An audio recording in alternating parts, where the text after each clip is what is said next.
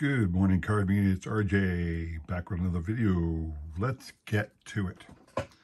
We're going to dispense with all the pleasantries today. No random Mike Schmidt, always random baseball because that's what I show, and no trivia question at the moment. So we're going to dive right into it. What I want to talk about today is the Hall of Fame.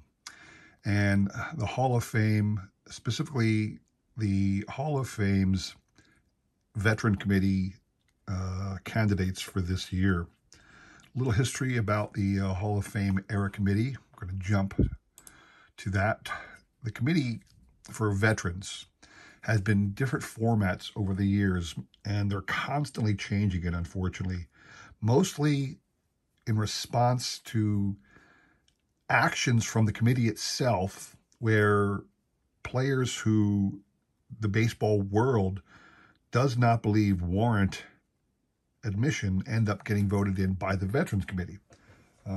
You can name any number of players that you feel shouldn't be in the Hall of Fame. My biggest one was Phil Rizzuto. I always thought Phil Rizzuto just benefited from being a Yankee during their glory years. Other than that, he never would have been voted into the Hall of Fame. You could say that about any number of other current players who've wound up in the Hall of Fame. Same could be said for Joe Gordon, an old Yankee who got in. Recently, I don't know, a lot of people complain about Bill Mazeroski getting in, although I think, if Ozzie Smith deserved to get in, so did Bill Mazeroski. They're about contemporary. So, but anybody, we all have our complaints about the Hall of Fame, who shouldn't be in there, but is, who should be in there, but is not, and so forth and so on. But the Veterans Committee is constantly changing, and unfortunately they changed it again recently. So the new format is a contemporary players committee voting on people from 1980 to the present, then a contemporary non-players committee from 1980 to the present, and then anybody prior to 1980, managers, players, you name it. So this is the new format, and this year is the contemporary players committee meeting, and there are 8 individuals up for grabs. Now I'm going to show off for you the 8 individuals using the 1993 Upper Deck set, because they're all featured in this particular set. So we have first, sorry for the knock there, let me twist it back, Curt Schilling. It's up to you how you feel about Curt Schilling, but he is on the Veterans Committee ballot this year. Don Mattingly, these are all shown in order of their number within the 1993 Upper Deck set. That's why I'm doing it this order. Roger Clemens. Barry Bonds. These are all their base 1993 Upper Deck cards. Rafael Palmeiro. Fred McGriff.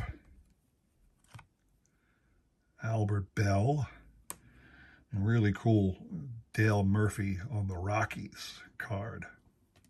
So, we're going to talk real quick about each member, each one of these guys and their stats. So let's start with Curt Schilling. Curt Schilling, he did not make the 300 win club, certainly has more than 3,000 strikeouts, 3,116 career strikeouts. His one-loss total, 216 out of 146 for a 597 winning percentage, which is damn good, believe it or not, okay?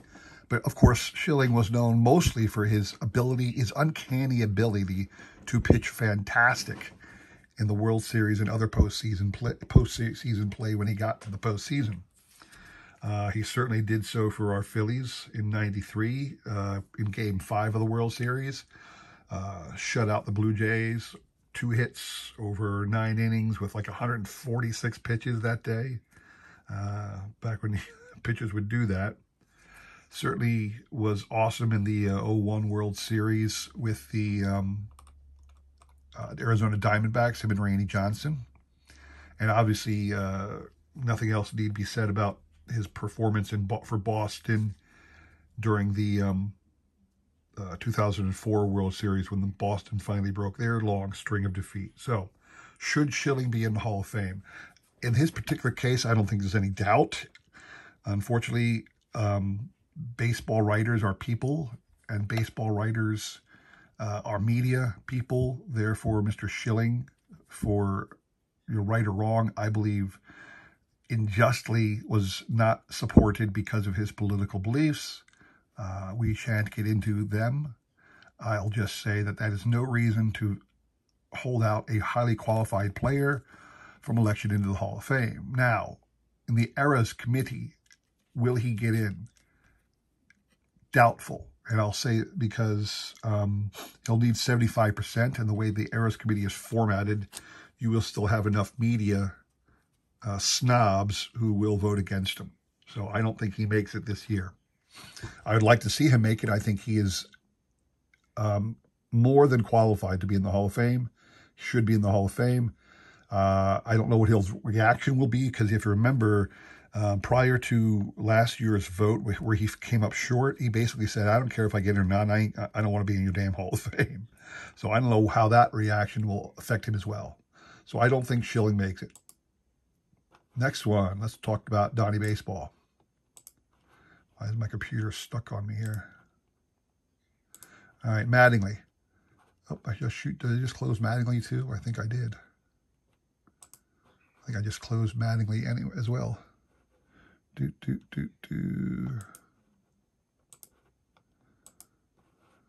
Let me get him back up again. Let me get Donnie Baseball back up again. Now, will Mattingly get in? What is Mattingly's qualifications, okay? What did Don Mattingly do to get into the Hall of Fame? What are his stats? Does he have 3,000 career hits? No, he does not. What are his career hits? They are, where is it? Where am I looking at? 2,000, here, 2,153 career hits. Not very impressive. Is he a 300 lifetime hitter? Batting average, 307. Yes, he is. But 14 years with only 2,100 hits. Why? He missed a lot of time due to injuries. A couple of years where he barely broke 100 games. He was only in for 14 partial seasons.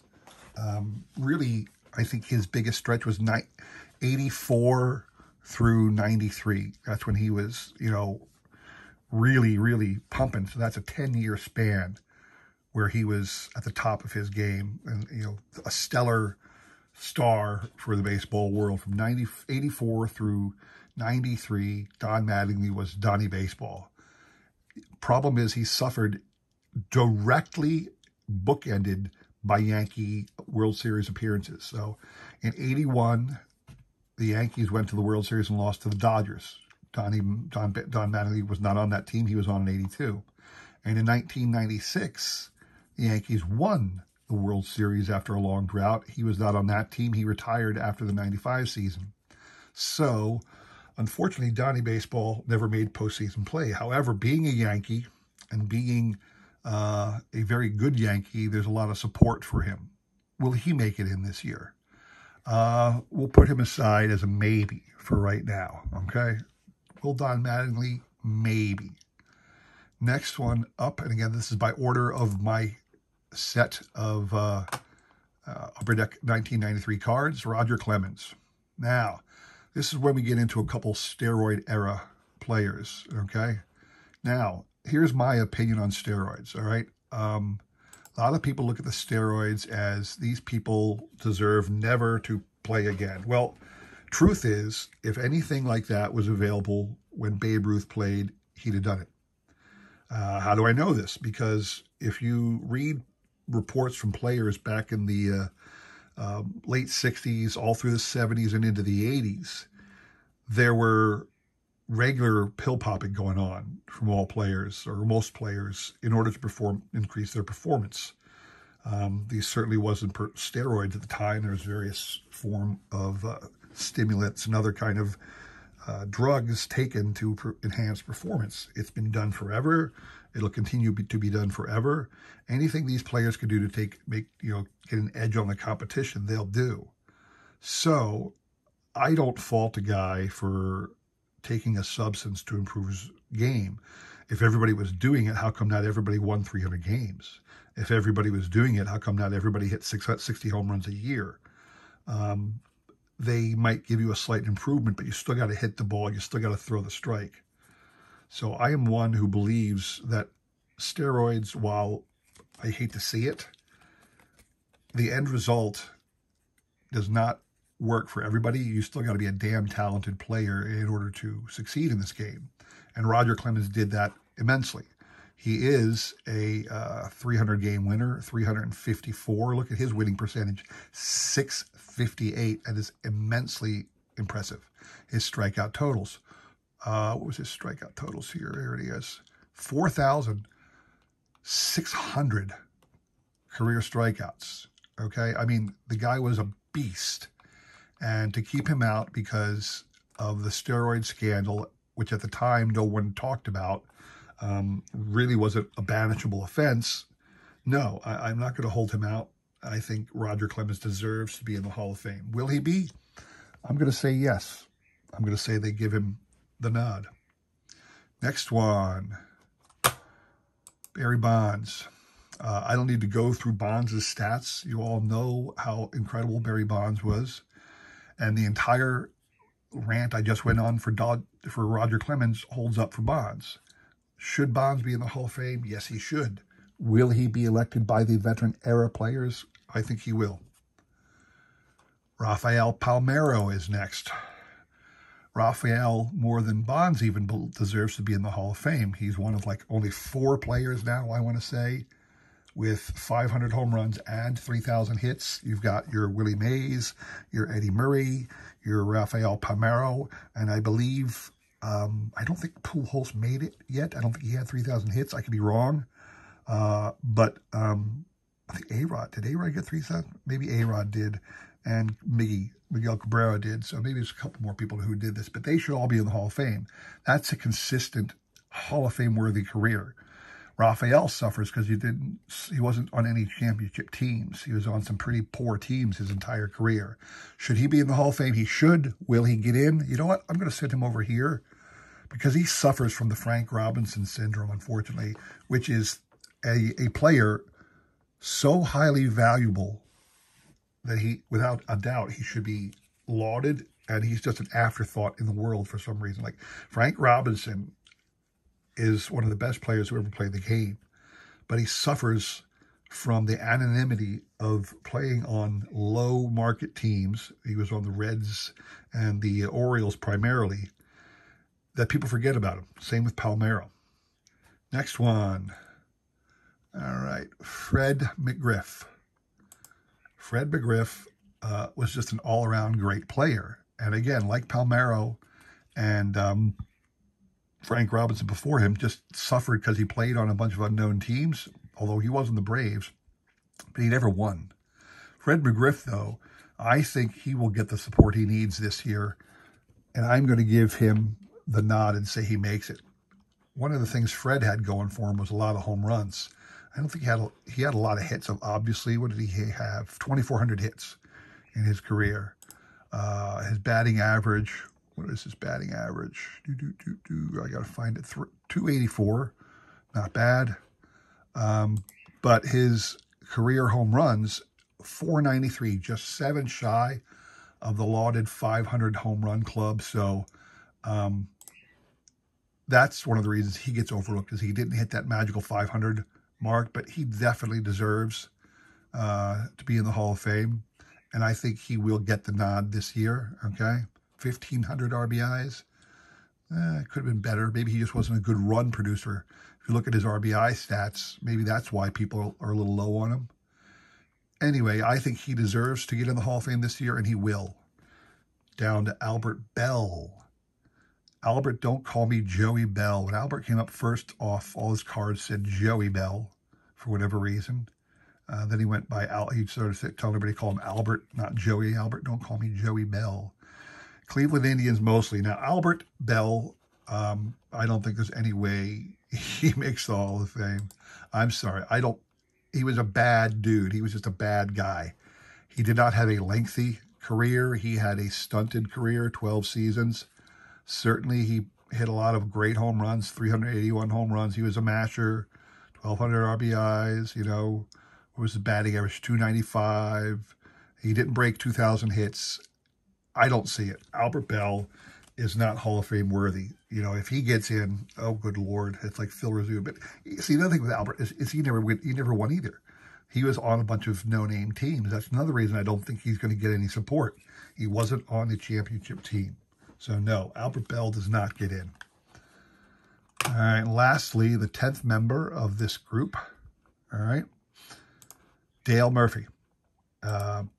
Murphy's a fan favorite. He was a two-time back-to-back MVP winner, meaning he won the MVP twice, back-to-back in 82 and 83. Right after Schmidt won it in 80 and 81, Murphy won it in 82, 83. So he had back-to-back MVP award winners in two stretches there.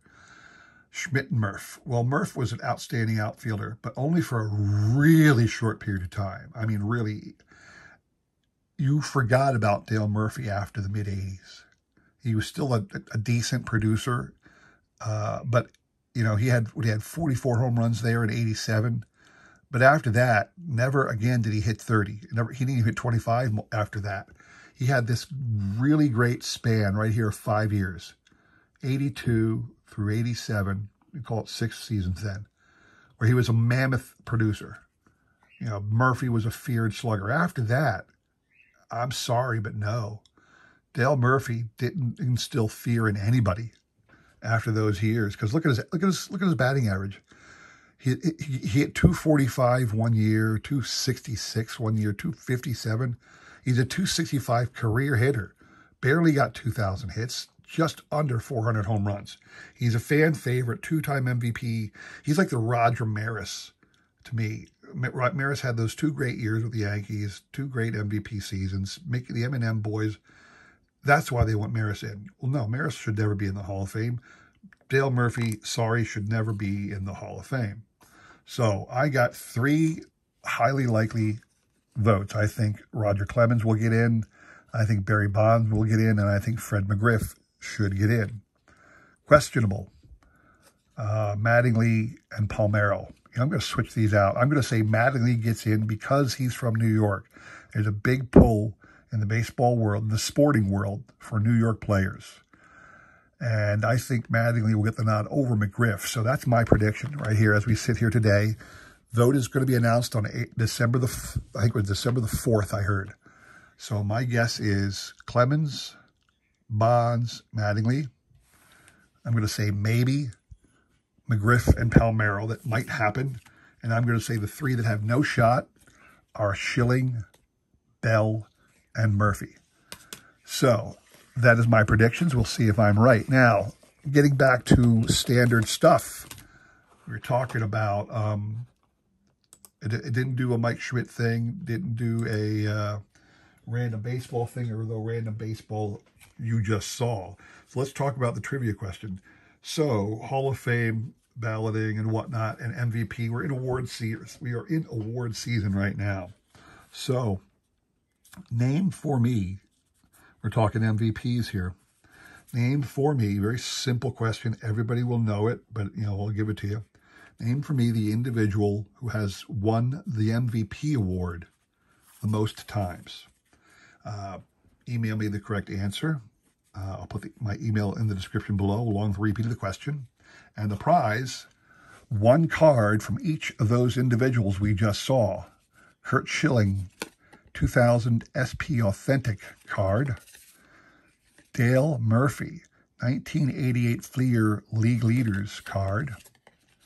Rafael Palmeiro, an Upper Deck 2002 Diamond Collection card. Roger Clemens, 1988 Fleer Limited Edition Superstars card.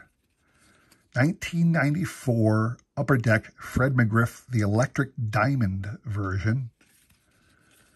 1988 Fleer Superstars, Don Mattingly. 1993 Upper Deck SP, the Platinum Power die cut, Albert Bell. And a 1980, is it 87 or 88? This one's 87, Barry Bonds, very young Barry Bonds in 87, Baseball's Hottest Stars card from Fleer. So those cards, 8 of them, 1 for each of the member on the Veterans Committee. If you can tell me, very, very, very simple question, which player won the most MVP awards in his career? And we'll wait with bated breath for December the 4th to see who gets into the Hall of Fame under this new Veterans Era Committee. We'll see if I'm right, all right? Hope you appreciate that video. Hope you enjoyed it. Please consider like, subscribing, commenting, and all that jazz.